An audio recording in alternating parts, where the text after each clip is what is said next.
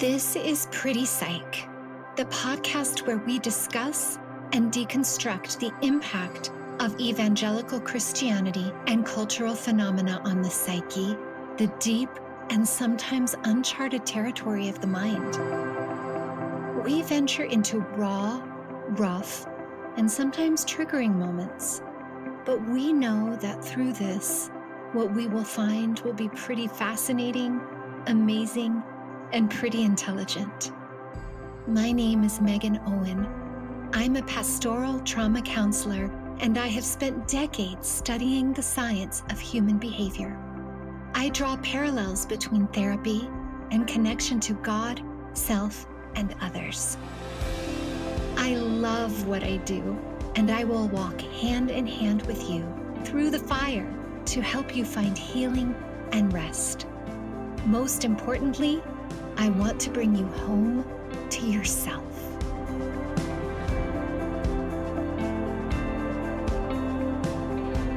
Hi friends, Megan Owen here with Mountain City Christian Counseling.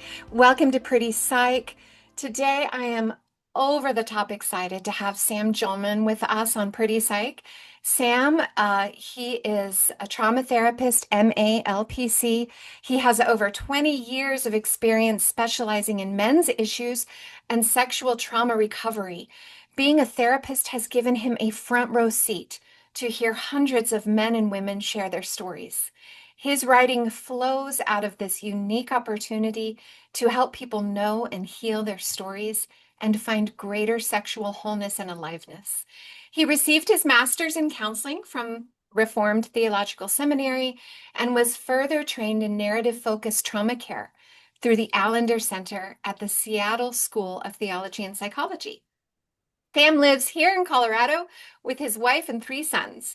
Together, they enjoy exploring the best camping spots in Colorado in a pop-up camper. Sam goes to therapy, loves fly fishing, and can often be found trying to catch his breath on the floor of his local CrossFit gym. Sam, welcome. We are so happy to have you today. Oh, Megan, the feeling of joy and excitement for this is mutual. I have deep respect for your work in the world. I'm a fan of yours. I follow your work and love the voice you're bringing to such important suffering in the world and how you speak to that. So, the respect is very mutual It and is so excitement. mutual. Well, I was just telling Sam before we started that we were on the list of people to receive his book early. I'm not sure what that list is called exactly, but we had the emails. I was so excited when I found out about your book, The Sex Talk You Never Got, because I am also a single mom, like most of my clients. Probably 80% of them are single mothers. And I have 2 sons. I have 2 daughters, 2 sons. And it was already difficult for me to have regular sex talks with my girls because I didn't receive, like our generation just didn't receive that from anybody. So to be able to talk to my son about whole masculinity and sex in a healthy way was super challenging for me. And so your book was an absolute gift to our family. Thank you. That Yeah. is such an honor. As a writer, to sit for so many hours alone. I actually printed off these little pictures. They're up here on the wall of readers. I just printed stock photos of people reading books so that I had somebody to pray for.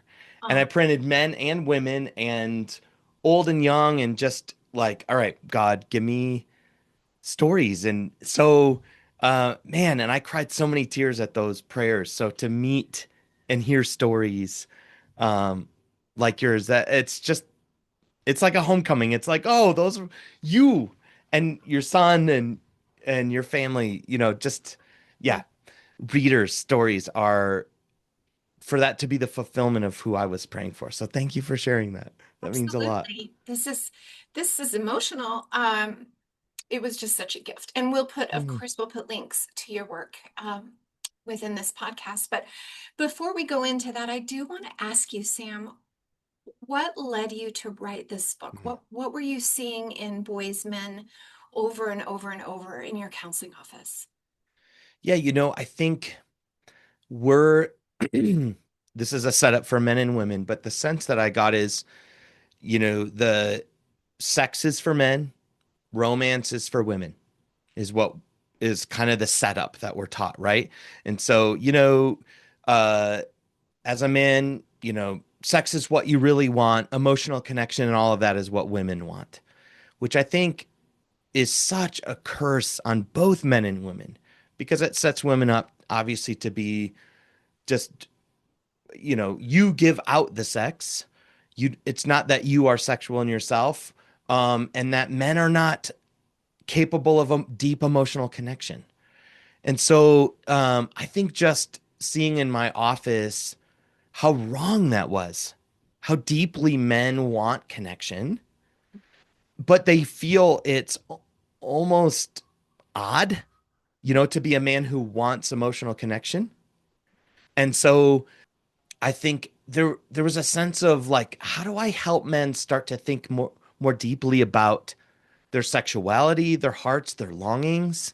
Um, a lot of men would come into therapy as well, and whenever the topic of sex would come up, it would be really a conversation around, am I behaving or not behaving? Mm. Right? Am I lusting or not lusting? Am I looking at pornography or not looking at pornography? And there was a sense of um, they only saw it as good or bad behavior as well. They didn't know to think richly about their own heart and being what I call in the book, to be a lover. Because the reality is men are just as deeply capable of emotional human connection as women. And women are just as sexually wired as men, right? These are not separate categories. I mean, the Song of Songs, we need to look no further than that. Both lovers love sex and are deeply emotionally connected to each other, and love each other. So, I think God gives that picture. I mean, they're writing poetry to each other. How do I help, men enter their sexuality with a deeper, fuller heart was the desire.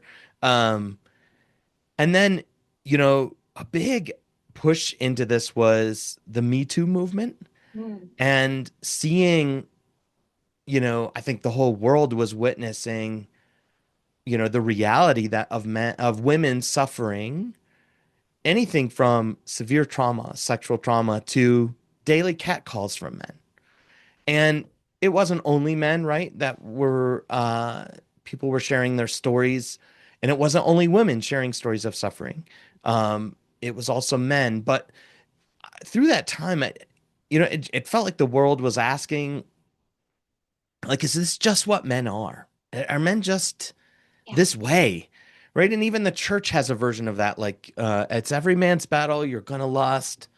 It's just kind of your inheritance as a man, and feeling like, man, this is such a horrible picture of masculine sexuality.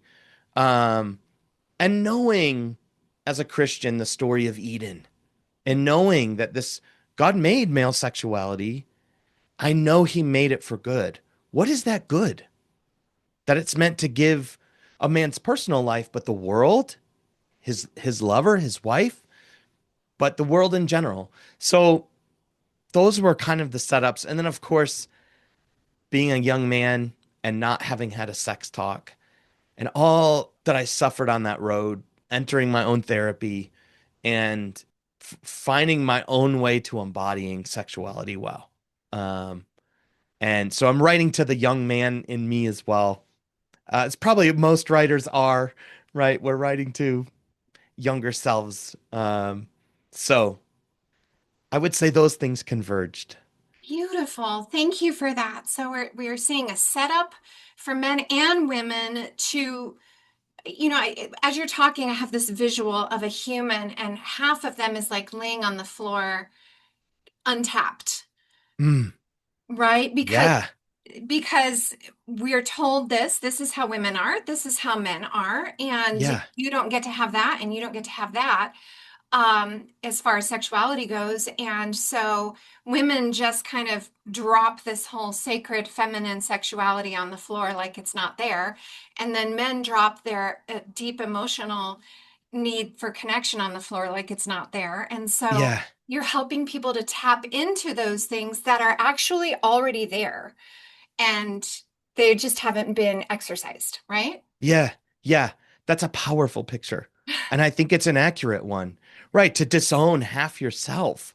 Right. Right. And really as you're naming well the glory of God in your full humanness. Mm-hmm. Um, right.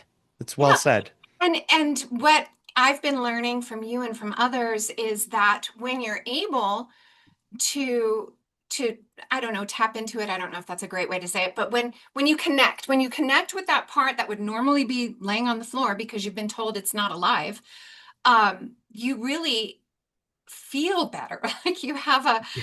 that wholeness of, oh, I don't have to just lop off this part of me and I get to be a full female and he Yes. gets to be a full male because he's bringing this in as well. It's not, I imagine it's scary for men to say, okay, I'm standing on this precipice and there's emotional connection there and I've never really experienced that. I didn't know I could. I didn't know I was supposed to. Am I still going to be masculine? Does that happen? Right. Yes. Yeah. Okay. Yeah. It's strange. I've been surprised and also I guess in the end not surprised, but men will come and say things like, sometimes I feel more like the woman in the relationship because I want the emotional connection. And I'm like, why do we have to say it that way? Right. Right. But they do because it's like the man, they feel like they're disowning their man card, right? As we Right. say, like, or a man that said to me, I know I'm just supposed to always be ready, but I'm actually missing romance with my wife right now. Yes. Yes. Um, and again, I think they're speaking to this pressure of like, you're supposed to just want sex. But even as you're saying so well, even the men that maybe feel more in that category of no, I want sex, I'll ask them like, what do you love about sex? And they'll say things like, you know, well, it's the time I feel most wanted or most desired by my wife. It's when I have her full attention or I feel special to her or I feel connection. It's more the depth of affection. So it's things that in the end come back to their That's emotional connection. selves.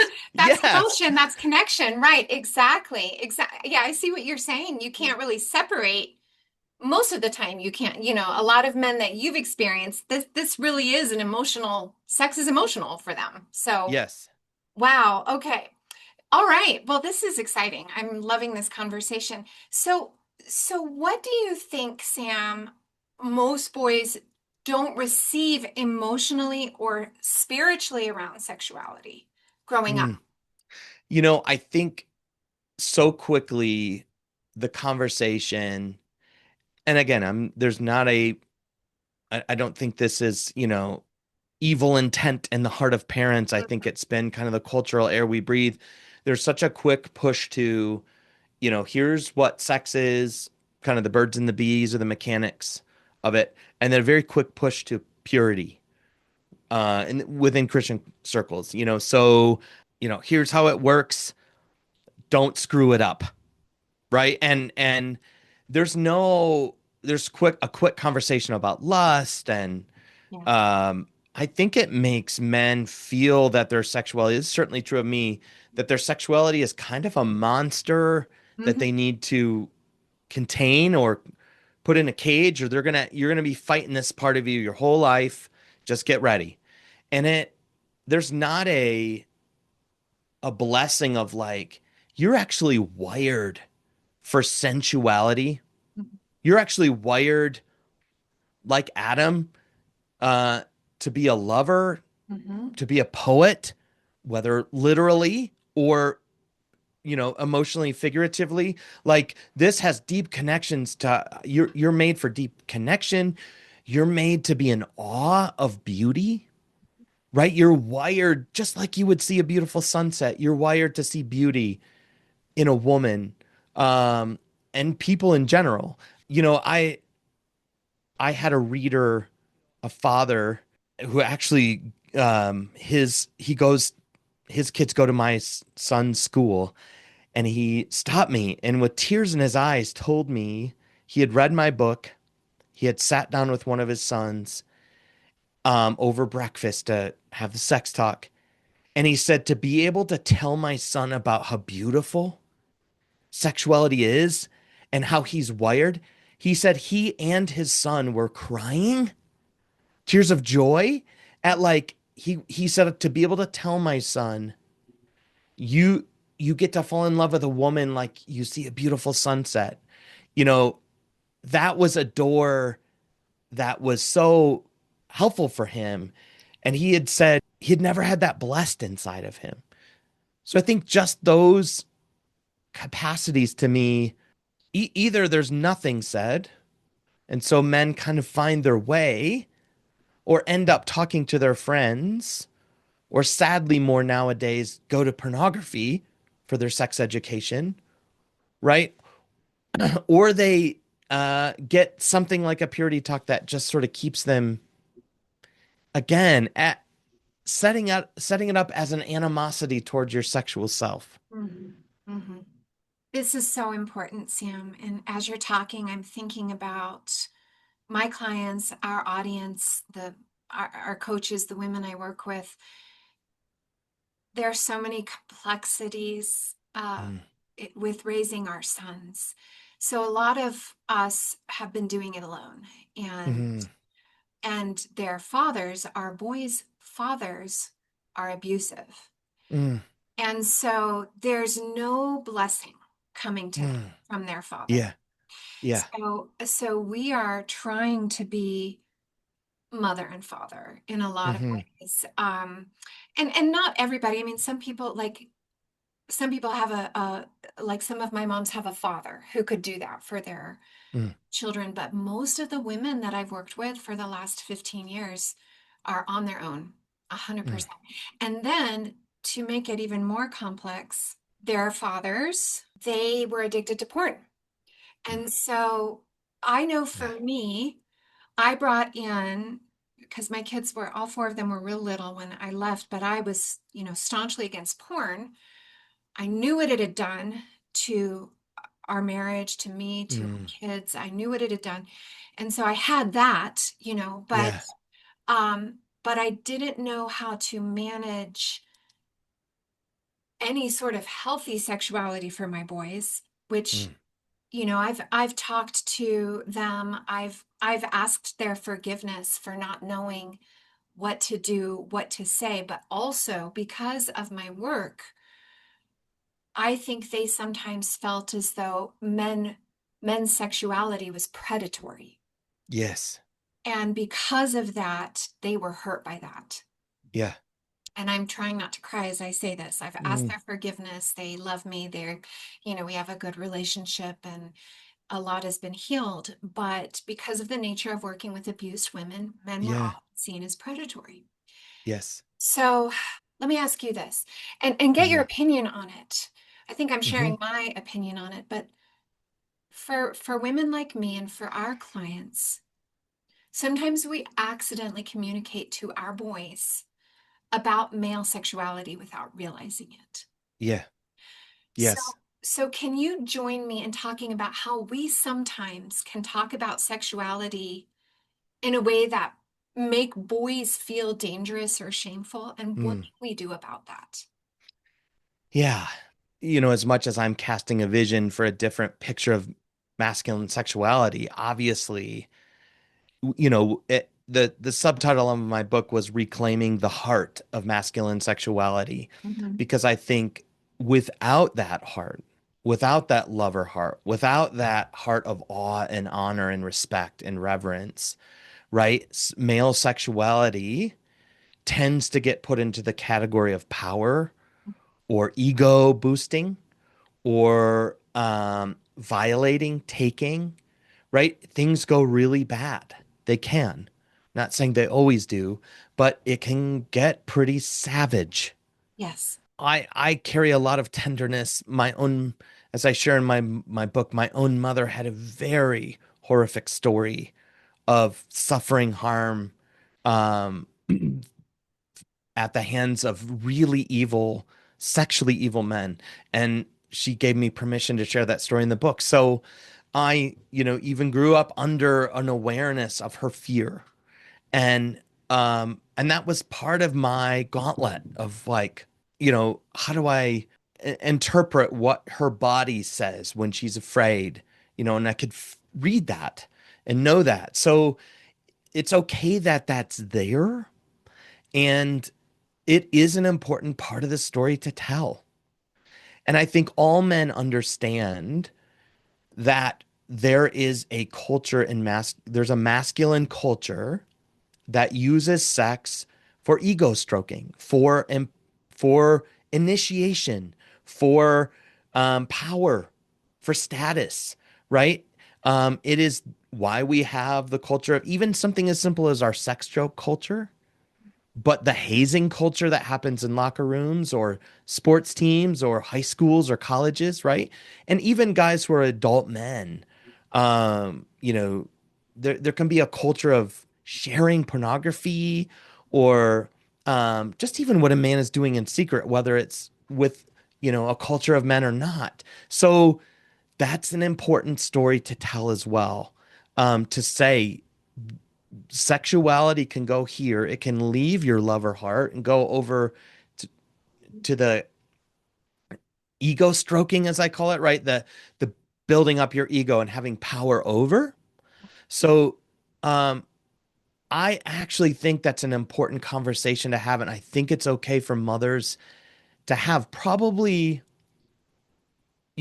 potentially even specifically as your children are late teenagers, early 20s to share parts of your own story, Mhm. like men that you've met and right? To be able to share men that you've experienced who are good versus men who are harmful. What was the difference? What did you appreciate? Um, those stories can be just as initiating and helpful. So I would want to start by normalizing it's okay that parts of your story are present. It's best that you know when they're showing up, Mhm. right? That you've done, and this probably goes without saying, but let me say it on behalf, that you've done enough work around your experience of men that you know when you're in your triggers, Mhm. Mhm. even if it's an hour later and you're like, oh no, I think I was triggered, Yes. right? That even that is okay. Yes. If so that can your sons can experience like, oh, okay. It's it's okay for them to know that part that Mhm. happens. Um, and I love that you did the repair work to say, I'm so sorry. Mhm. I Mhm. think I cast a vision that was partly specific. What I hear you saying is specific to my suffering. Mhm. Yes, exactly. And let me tell you the rest of the story. I think being able to know I will say this as a son and uh I I wanted my mother's blessing as much as I wanted my father's blessing of my sexuality. I wanted to know that there was a path for me to be sexually alive and also safe, that those didn't have to be separate. And so, as much as we talk about, fathers initiating sons and having these conversations, I think it's important. But like, I wanted it just as much from my mother to know I could be a good man and stay connected to my sexuality, that those didn't have to be separate.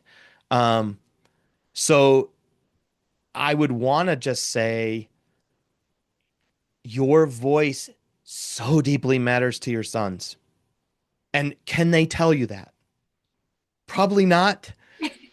You know, maybe as they come of age, in their 20s, Mhm. they can maybe say, actually, maybe they can start to find a voice for parts of this hunger. But um, so no matter where you are in the journey, if you feel like, oh, shoot, I've reacted out of my own story. There's always space for repair. There's no expiration date on this conversation. Would it be good to have at 13, 14, 15 as you come of age? Sure. Does that mean at 25 you're too late? No. I've never seen a man in my office outgrow his desire for his mother's blessing. It changes obviously as you come of age and get more independent and live a separate life, but I've sat with so many men who weep tears over their longing for their mother to bless them as much as their fathers. So, um, I hope that speaks hope. Thank you. Yes. I hope for the mothers who are listening that this reaches a deep place in you like it just did for me. Thank you, Sam. Thank you. Hmm. I needed to hear that. I Mm. really appreciate that. Yes. Oh, um, okay. So, Sam, you're talking about, we may not have had these conversations with our sons at 12, 13, 14. It's scary. I think for us, it was scary for me to have talks with my girls. Now it's natural. So I do think that it gets better. Like if you're scared, just do a little bit and then it will get easier, it will get better, it will Yeah. become more comfortable. But what do we do when, say, our 14-year-old son comes and says, Mom, I've been looking at pornography and I don't know what Mm. to do? How do we Yeah. handle that as mamas? I think first and foremost for any parent, father, mother, single parent or not, um, that's heavy. And so being able to regulate yourself to start with, Mhm. of like, okay, um, uh, just breathing through that. Then I would say, I think it's important to treat a 14-year-old struggling with pornography is different than a 35-year-old struggling with pornography. A 14-year-old struggling with pornography does not have the depth of the hardness of heart, Mhm. does not have the depth of sophistication to know and be aware of all they're getting drawn into. Um, and so being able to separate, I'm not talking to a hardened man who is more culpable, more responsible, more aware of the harm of all of this, right? Do 14-year-olds know about the misogyny inherent in the sex pornography industry? No, probably not, right? Do they know all that is being scripted for them? No, I would say no. And Mhm. so starting with saying, okay, my 14-year-old coming to me, my 17-year-old coming to me, my 19-year-old coming to me is not a hardened, Mhm. um, misogynistic jerk. Right. Right. They are, and again, older ages, I think there's more responsibility to say you're aware, more. Right. So Mhm. starting with that, second to say honor that they're scared, honor that they're coming to you, honor that to tell you has been a profoundly brave act. Mhm. Um, I would not start with punishment. Um, if you punish at all. Um, Now restricting access, engaging them in when and where and how they're looking is important. But I would start with not treating this as like I've got to get to a discipline issue here. I would start with, in many ways and in many times, a young man's first experience of pornography, sadly, can often be a sexually violating moment, meaning somebody has shown them. pornography. And when you don't know what's coming, even if you have a concept that pornography is about naked people having sex or something, you have no idea what what that's actually going to be like to experience. And so um trying to see this as they've been violated, even if they've been a part of sneaking, you've got to see that they've been violated by uh the culture of pornography, evil. So to hold the tension of this isn't just, oh, you know, I told you not to do that. You're grounded. You need to make room for they're probably pretty scared because they're probably pretty traumatized by what they've seen. Pornography is so goes so fast towards misogyny and violation, and um, as we know, it uh, so manipulates scripts and gender and abuse. So um, just understand they're probably pretty shaken. Honor that they've risked with you, and then get them help. Yes. So try to understand how, when, where did they start? Did somebody introduce it to them? Did somebody sexualize them to bring this into their lives or life? And then I think restricting access, certainly. How are, you know, but not if that's all you do, you've got to leave room for their bodies and their arousal script have been impacted by this. So they need help unwinding that momentum. So potentially getting them counseling, which I would recommend to help talk through what they've seen, but continue relationship with them. Make this more, certainly more than one conversation. But I would say, my experience, most men enter into a battle with pornography primarily out of their own attempts at self-soothing. Mm-hmm. Mm-hmm. It could be out of sexual curiosity, but I believe repeated movement back towards pornography always has its roots in some self-soothing. Um, and it's not just an overactive sex drive, right? It's no, there's things that they're trying to regulate in their lives. So trying to invite them into what's their ritual, when and where, and do you know what's going on in you before Yes. you look? Just helping them see that it may not even be sexually rooted. It obviously sexually impactful, but it could be a part of their story, part of their own trauma, part of their own sexualization from somebody, or sexual abuse. I hope this conversation has encouraged deep thought, as well as helped you draw parallels between therapy and your connection to God, self, and others. If you'd like some one-on-one time with me, unpacking some of your most precious life stories to find healing and rest, contact me on mountaincitychristiancounseling.com. To help this podcast reach more people, do subscribe and review this podcast and share it with someone who would benefit from healing and rest. My name is Megan Owen, and thank you for listening to this episode of Pretty Psych.